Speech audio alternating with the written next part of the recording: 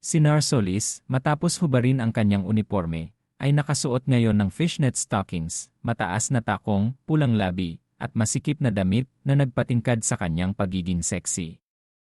Tumawag siya para anyayahan si Jose sa isang hapunan para magpasalamat sa pagliligtas sa kanya. Hindi niya nakalimutang paalalahanan siya na tawagin siya sa kanyang tunay na pangalan, si Solis. Hindi siya natinag sa planong beauty ni Narsolis. Direkta siyang tumanggi at sinabi sa kanyang nasa quarantine zone siya. Sa pagkarinig nito, nagulat si Narsolis dahil alam ng lahat na maraming panganib doon. Nagreklamo siya at binago ang paksa, sinasabing hindi niya inaasahan na magiging maalalahanin si Jose at ilalagay ang sarili sa panganib para sa isang babaeng kapatid na walang kaugnayan sa kanya. Nakakalungkot na nagsikap siya na magbihis ng husto, ngunit nakatagpo siya ng straight man. Matapos makipag-usap saglit, nalaman ni Jose na si Iray Dimagiba ay kumikilos ng kakaiba nitong mga nakaraang araw. Dati ay masigasig siya sa kanyang trabaho, ngunit ngayon ay gusto na niyang umuwi ng maaga.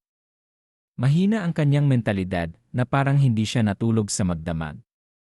Bukod dito, paminsan-minsan ay nagkakamali siya habang nag-opera. Nang marinig ni Jose ang sinabi ni Solis, alam niyang may problema. Binanggit din niya na minsan ay walang dahilan kung bakit nawala si Dimagiba ng isang bote ng dugo ng halimaw. Posible bang ang kasalukuyang polusyon ay dahil dito? Sa pagsubaybay sa kanyang kinalalagyan, nakarating si Jose sa harap ng isang abandonadong gusali. Pagkapasok sa loob, napansin niyang mayroong isang malaking hukay sa ilalim. Sinundan niya ang hagdan at nakita si Dimagiba na lihim na pumunta sa isang lugar na mukhang isang research room. Nakita ni Jose na umaakyat siya sa isang tangke at tinanong kung nilinis ba ni Dimagiba ang bote ng suwero isang taon na ang nakalipas. Paano mo nalaman ang tungkol dyan? Sumagot ka. Biglang nanginig ang dalawang balikat ni Dimagiba. Umiiyak siya habang sinasabi sa sarili na nakagawa siya ng napakalaking pagkakamali. Inayos niya ang kanyang salamin at bumaba papalapit kay Jose at nagsimulang magreklamo para humanap ng awa. Nagsimula nang lumitaw ang malupit na mga ekspresyon sa kanyang mukha, ngunit hindi pa rin ito napansin ni Jose. Pinayuhan niya si Dimagiba na umalis agad doon at iulat ang lahat sa gobyerno dahil wala siyang kakayahang lutasin ang problema. Siyempre nagsinungaling si Dimagiba. Gumamit siya ng dahilan na matanda na ang kanyang ina at mayroon siyang mga anak para humingi ng tulong sa malungkot. Nakiusap siya kay Jose na halos lumuhod siya. Ipinaliwanag ni Jose ang lahat, ngunit walang saysay ang lahat. Biglang binago ni Dimagiba ang kanyang pag-ugali. Nagliwanag ang kanyang mga mata na para bang mga headlight dahil alam niyang nag-iisa lang si Jose at walang nakakaalam na naroon siya. Nang marinig si Jose na sinabing dadalhin niya siya sa harap ng gobyerno, dahan-dahan siyang bumangon at gumamit ng isang malalim na boses na para bang sinapian ng demonyo. Jose, isa ka palang estudyante. Marami kang hindi naiintindihan. Nang makita siyang nagbago ng kanyang pag-ugali, naramdaman ni Jose na may mangyayari. Dahil sa pagkamuhi sa lahi ng tao, na gumawa ng mga bagay na sumisira sa kapaligiran, ang isang taong katulad ni Dimagiba ay maaaring magkaroon ng masamang balak. Siya ang taong nagbabalak na gumamit ng mga ipis, daga, at uod para linisin ang sangkatauhan at ibalik ang kadalisayan sa lupa. Ang kanyang pangangatwiran ay parang walang katuturan, ngunit tila nakakakumbinsi rin. Naniniwala siya na ang mga tao ay nakikitira sa lupa, ngunit patuloy nilang sinisira ito. Ang mga tao ay parang isang cancer cell. Mula noon hanggang ngayon, ang mga tao ay patuloy na dumadami at sakim. Hanggat patuloy na umiiral ang mga tao, walang planeta ang magiging maganda at mapayapa. Dimagiba, alam mo ba ang sinasabi mo? Nang marinig ang mga argumentong ito ni Dimagiba, hindi alam ni Jose kung paano siya kakausapin. Patuloy pa ring nagdadaldal. Si Dimagiba tungkol sa kanyang mga ideal. Nakapikit ang kanyang mga mata, nagiging pula ang kanyang mukha. Para bang kinasusuklaman niya na hindi niya malinis ang sangkatauhan sa agarang panahon. Di magiba, nasisiraan ka na ng ulo. Paulit-ulit na binanggit ni Jose na dahil sa kanyang kapabayaan, maraming tao ang namatay. Ngunit tila walang pakialam si Di Magiba. Bilang isang doktor, hanggat may pasyente, dapat niyang gawin ang lahat para gamutin ang mga ito, maging ito man ay isang normal na tao o kahit na si inang kalikasan. Sa puntong ito, ganap nang naging masama si Di Magiba. Nakakatakot ang kanyang ekspresyon at binasag ang kanyang salamin gamit ang kanyang mga kamay. Hindi siya nag-atubiling umamin na siya ang nagdulot ng pagbabago. Masyado nang malinaw ang kanyang ambisyon. Gusto niyang pumatay simula sa Luzon City muna. At ang mga humahadlang sa kanya, ang mga super tao tulad niya, ay may espesyal na pagtrato at kasama sa blacklist. Nang marinig niya ang sinabi niya tungkol sa planong lusawin ang mga pathogen sa pinagmulan ng tubig, biglang nakaramdam ng pangangati si Jose. Lumalabas na nakapaghanda na pala siya. Huwag nang makipag-usap sa baliw na doktor na ito. Sasayangin mo lang ang oras. Naisip ni Jose na tahimik na umalis. Nagulat si Di Magiba dahil ang isang taong matuwid ay tila ayaw pigilan siya. Ngunit sinabi ni Jose sa kanya na isa lamang siyang estudyanteng hindi makapasa sa akademya at takot mamatay. Walang mahirap intindihin doon, di ba? Pagkatapos niyang magsalita, dali-dali siyang umalis. Akala niya, kung hindi siya isang mutant, wala siyang magagawa sa kanya. Ngunit sa gitna, napansin ni Di Magiba na nawala ang bote ng swero sa loob ng kanyang bulsa. Dahil dito, nagsimulang magwala siya. Walang duda na nagawa ito ni Jose habang abala siya sa pagtuturo. Galit na galit si Di Magiba na hindi niya mapigilan. Hawak niya ang kanyang ulo sa sakit at bumagsak. Pagkatapos ay tumingala siya at naging isang demonyo na may mahabang puting buhok at maliwanag na pulang mga mata. Nagtataka ka talaga sa akin. Lumalabas na ginamit mismo ni Di Magiba ang kanyang sarili para mag-eksperimento sa gamot na nagdudulot ng pagbabago. Kaya ngayon ay binago na rin siya, hindi tulad ng mga ipis, daga at mga uod. Ang baliw na ito. Nang makita siyang hinahabol, lalong binilisan ni Jose. Sinubukan niyang sunggaban ang hagdan gamit ang kanyang dalawang kamay. Akala niya ay makatakas na siya, ngunit hindi niya inaasahan na ang mga alagang hayop ng mga ay mas mabilis pa. Tumalon sila at kinagat ang lubid na nagdulot kay Jose na biglang mahulog. Tumingin sa madaya ng mga alagang hayop sa harap niya, naramdaman ni Jose na minamaliit niya ang baliw na doktor. Ngunit sayang, hindi rin siya isang normal na tao. Umikot ng bahagya si Jose na nagdulot sa kanyang katawan na lumipad. Sa paglapit sa bunganga, napansin niyang may kaunting simento sa malapit.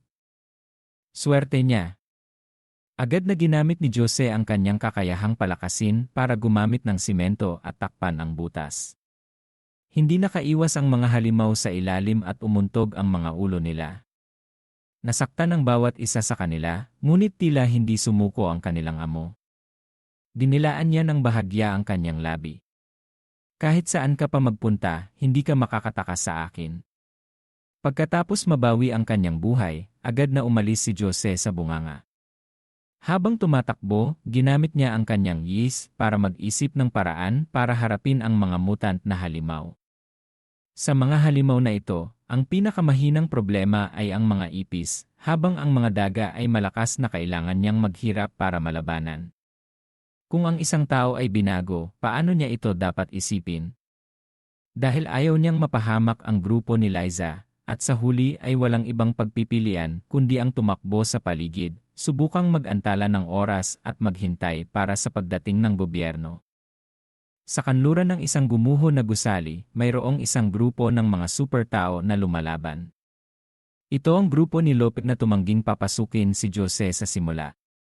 Lahat sila ay masaya at walang alam na may panganib na paparating sa ilalim ng kanilang mga paa.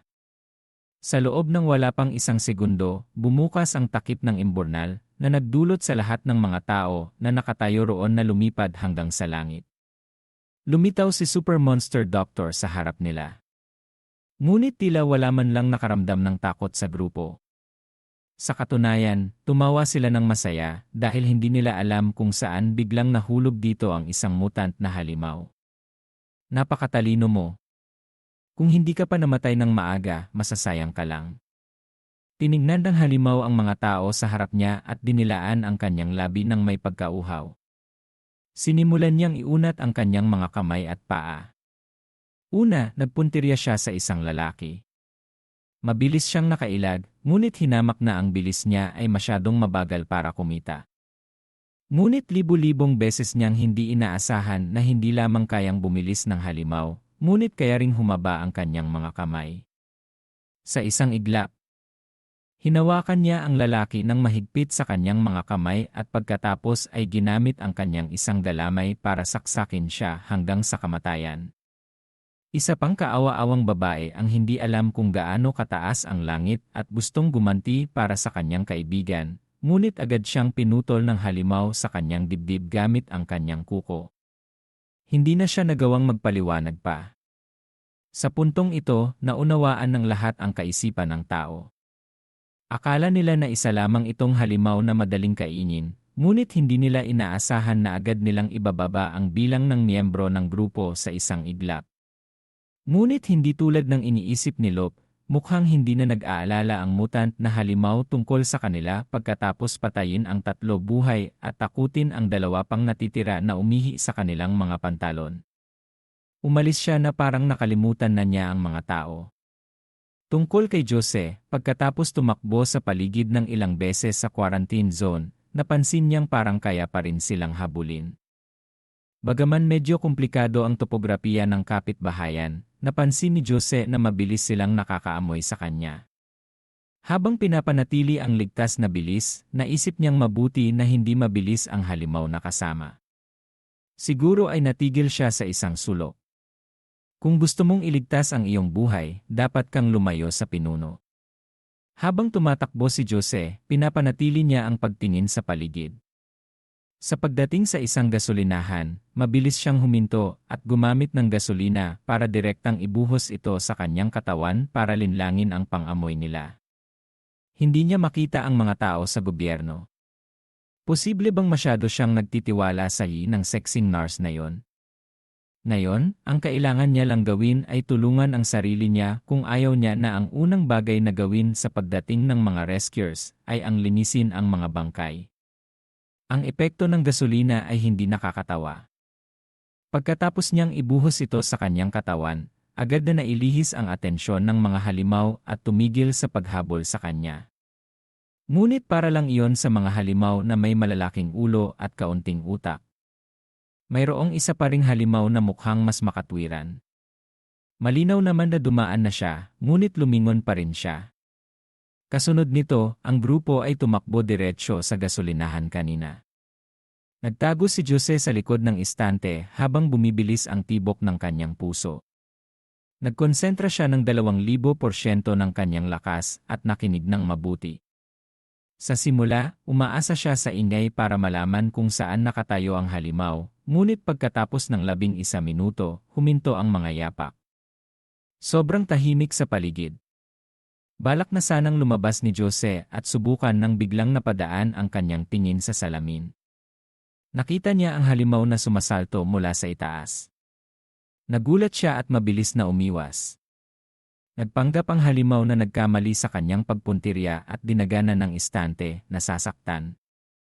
Alam niya rin na siya ang halimaw sa grupo na may pinakamatalas na ilong. Walang silbi ang tumakbo. Kung hindi niya alisin ang banta, kahit saan pa siya pumunta, wala ring mangyayari. Gumulong ang halimaw ng 12 beses at nakaalis sa bitag na nakadagan sa kanyang likod. Ikinuyom ni Jose ang kanyang kamao, nagkonsentra ng buong lakas niya para humanap ng solusyon para iligtas ang kanyang buhay. Ang kabuang kapangyarihan ng sandata ay ang nalabanan ng walang sandata. Sa ikatlong pagkakataon, naabutan siya ng mabilis na halimaw. Hinawakan siya ng mahigpit sa sahig at binuka ang kanyang bibig, na para bang hindi niya malunok ang lahat sa isang subuan. Nagdusa ng walang katapusang sakit si Jose, ngunit kalmado niyang ginamit ang kanyang kamay para paliparin ang isang bote ng soda sa istante sa ulo nito. Naapektuhan ng biglaang pagtama, nahilo ang halimaw sa loob ng 5 segundo. Agad na ibinuhos ni Jose ang lahat ng kanyang lakas para suntukin siya ng malalim sa leg. Naubo ang halimaw at pinakawalan siya. Sa pagkakataong ito, sumugod siya at ibinuhos ang lahat ng kanyang lakas sa kanyang mga kamay. Ang huling resulta ay gumawa sa halimaw na lumubog sa dingding at ang kanyang ulo ay sumingaw ng walang malinaw na kinalalagyan. Halos sa parehong oras, si Ea di Magiba sa labas ay nabasag ang isang balikat. Kaakibat ng katawan ng halimaw, ang kamatayan ng katawan ay nangangahulugan din na nawalan siya ng isang bahagi ng laman. Naggalit siya at pabigat na naglakad kasama ang natitirang mga halimaw papunta sa pinangyarihan. Nang makita ang kanyang mahal na alaga na patay sa sahig, nagalit at nabaliw siya at agad na inutusan ang natitirang mga alaga na magsok at hatiin ang kanyang katawan. Kailangan nilang kainin ang kanilang sariling mga kasama para umunlad. Pagkatapos nilang makamit ang pagdadalaga, agad silang pinakawalan para hanapin si Jose. Narinig niya ang pagbabago, kaya kailangan niyang magmadali at magmadali. Ang kakaiba sa lahat ng ito, pinatay na niya ang halimaw na may pinakamatalas na ilong. Bakit patuloy pa rin sa paghabol sa kanya ang iba pang tatlo?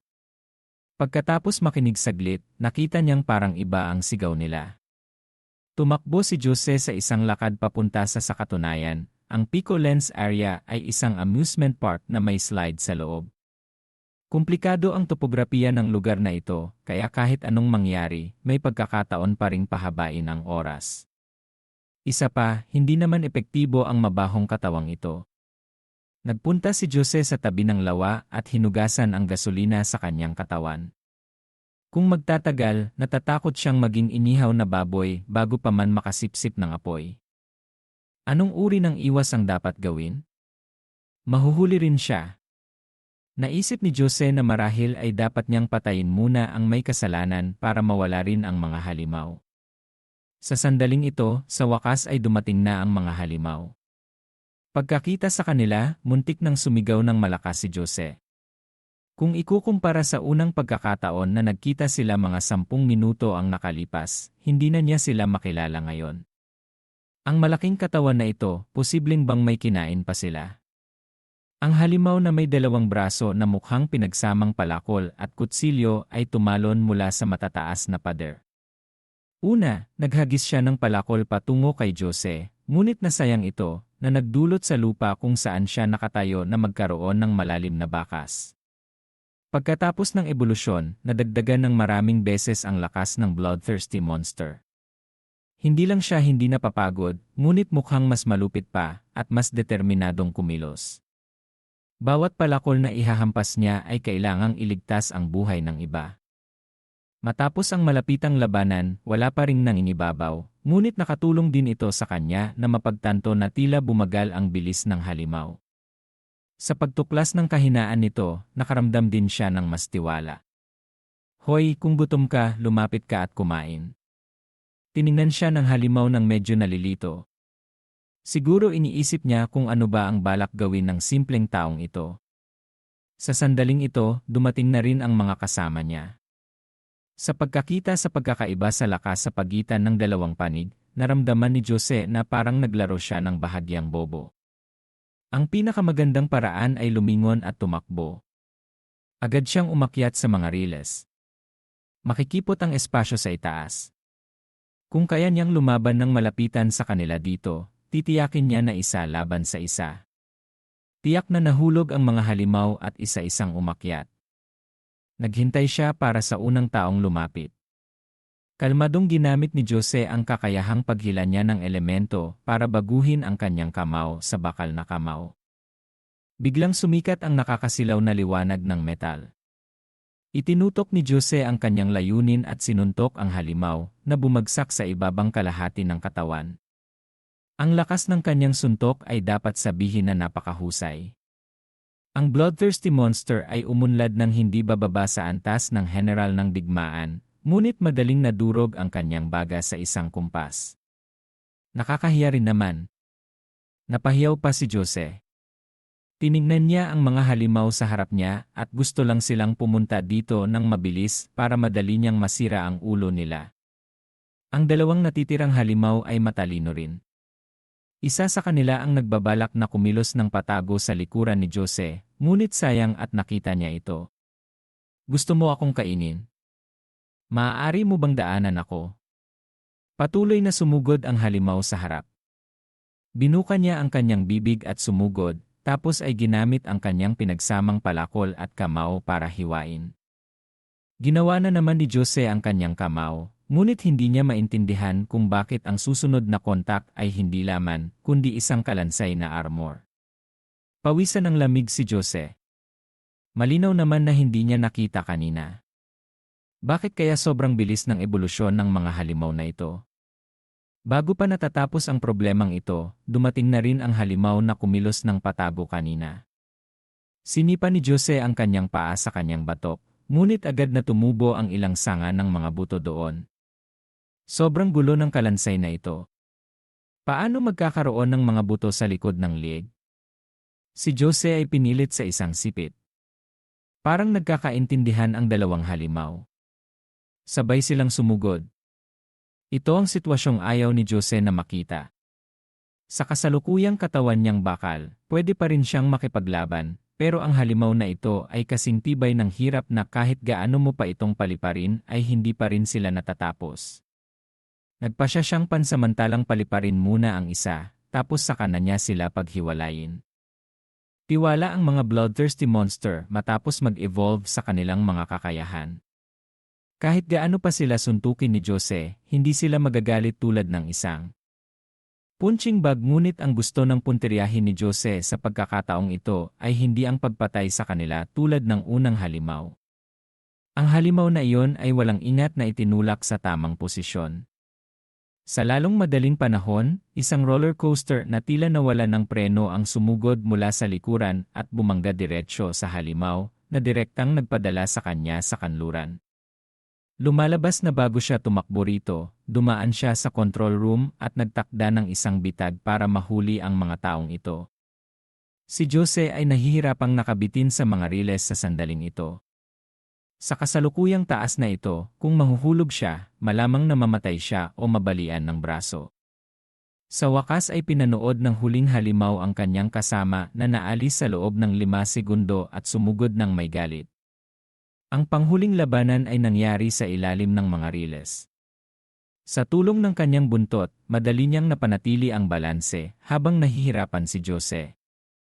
Nakakagulat, si Jose ay sumugod at hinawakan ang kanyang pulso. Lumalabas na matagal na niyang pinaplano ito sa kanyang isipan. Ang halimaw na ito ay isang parasito lamang sa katawan ni E.F.D. Magiba. Kapag namatay siya, mamamatay rin ang karamihan kay E.F.D. Magiba. Sa mga riles na ito, mamamatay ang sinumang mahulog. Para magkasundo sina Jose at ang halimaw at makatulong sa iba. Ang panalo pa rin ay si E.F.D. Magiba. Kung kinakailangang mayroong isang mataba na pad, hindi siya dapat. Sa huli, napagtanto ng halimaw ang isang bagay bago bumagsak. Sa kanyang mga mata, sumikat ang bihira na takot. Ang wakas ng mga mayayabang ay dapat na ganito. Pagkatapos niyang maging malaya, tumayo si Jose at pinagpagan ang alikabok sa kanyang katawan. Naghanap siya ng isang banyo sa malapit at hinugasan ang mga dumi sa kanyang katawan gamit ang hose. Sa sandaling ito, biglang tumawag si Narsolis. Nang makita niya na sa wakas ay sinasagot na ni Jose ang kanyang telepono, nabahala na siya at nanginginig. Lumalabas na natagpuan ng gobyerno ang gusali na iniulat niya. Mayroong maraming mga halimaw na hindi normal na nagbago sa loob nito. Sinusunog ng mga tao sa gobyerno ang hurno para mapuksa sila, ngunit hindi nila nakita ang figura ni Jose o si E.F.D. Magiba. Sinabi sa kanya ni Jose na si E.F.D. Magiba ang dahilan at nakuha na niya ang bote ng swero. Hanggat nasa kanyang kamay ito, may pag-asa na makagawa ng lunas. Hindi maintindihan ni Narsolis kung paano nagiging mutant ang isa niyang kasamahan na napakabait. Hiniling sa kanya ni Jose na iulat sa gobyerno para ipadala ang isang bihasang reinforcements. Ang natitira ay nakadepende sa kanyang sarili. Sa sandaling ito, natagpuan na rin ni S. Di Magiba ang lugar. Tumayo siya sa isang sulok at nakinig ng buo ang kanilang pag-uusap. Maraming mga kalkulasyon ang muling lumitaw sa kanyang isipan. Patuloy na naghintay doon si E. Di Magiba. Sa wakas, matagumpay na lumabas si Jose. Naibalik na niya ang hitsura ng isang normal na tao, ngunit hindi maitago ang kanyang malupit na kilos. Sa pagkakataong ito, ang regalo na dinala niya ay ang grupo ni Liza. Jose, tulungan mo kami. Binihag at sinabit ni Air Di Magiba ang grupo ni Liza sa isang roller coaster. Dahil nagkita siya sa daan, nagbabalak na sana siyang patayin sila. Ngunit nang marinig na sinabi nilang may relasyon sila kay Maine, nag-atubili siyang iligtas ang buhay ng dalawang babae sa grupo. Tila nagmamalasakit pa rin ang dalawang babae sa grupo, ngunit ang dalawang tanga ay patuloy na nagrereklamo at nagmamakaawa. Alam ni Jose na hindi niya kayang talunin ang malaking halimaw na yon. Sa pagkakataong ito, ang tanging paraan ay ang pahabain ang oras at maghintay para sa mga taong gobyerno na dumating. Sa sandaling ito, gustong-gusto ni S. Di Magiba. Nagsimula na siyang pagmasdan si Liza. Matapos na label na kasintahan ni Jose, kahit na malapit na siyang mamatay, namula pa rin siya sa kasiyahan. Nagsimula si Jose sa isang brainwash kay Irie. Pagkatapos talakayin ang kahulugan ng buhay, binanggit niya ang karagdagang halaga at kultura ng sangkatauhan.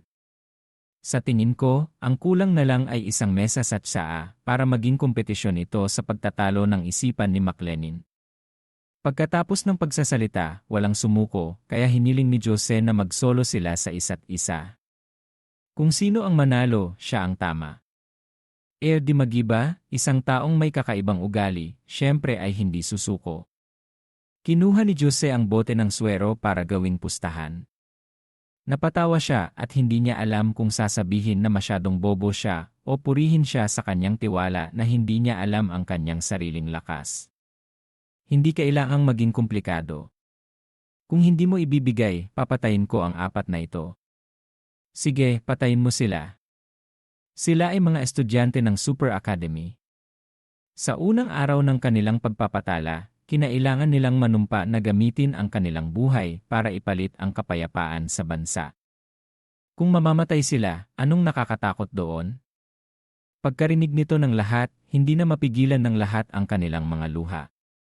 Ang teorya ni Jose ay kapag sinabi, hindi na mangangahas na magreklamo kung ano ang tama o mali. Gustong-gusto ni S. Di Magiba. Pinalabas niya ang ilang mahahabang kuko. Ang unang hampas na ipinalipad niya ay tumusok sa tuhod ng batang lalaki na may berdeng buhok. Palaging natatakot ang kanyang pag-ugali sa kamatayan at biglang nakaramdam ng matinding sakit. Umiiyak na ang kanyang mukha at hindi makilala. Papatayin ko ang mukha ng maganda mong kaibigan. Pagkatapos niyang magsalita, sabay na tinusok ng pangalawang panulat ang braso ng babae. Kahit na sinubukan niyang pigilan ang sakit, sa kabutihang palad ay nagawa niyang gumalaw ng bahagya sa gilid.